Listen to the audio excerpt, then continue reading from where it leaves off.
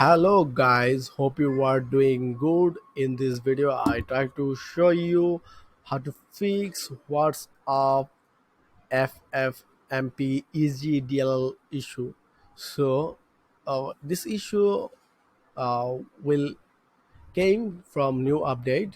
So when you update your WhatsApp, then you can see this is the new error. So this is very painful for our life.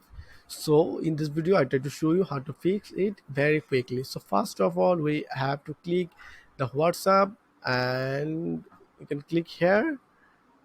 I just show you for the Windows 10, and you can see the properties tab.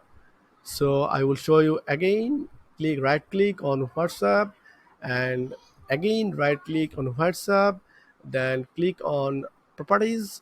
Then you can see here, open the file locations. So go to the file locations, and you can see here the WhatsApp versions.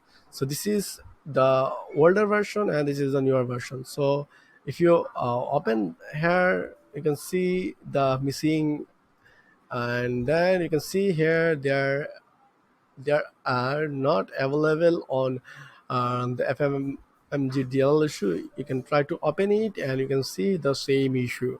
So this is the updated version. So if you open this version, you can see the FFmpegDL already have here.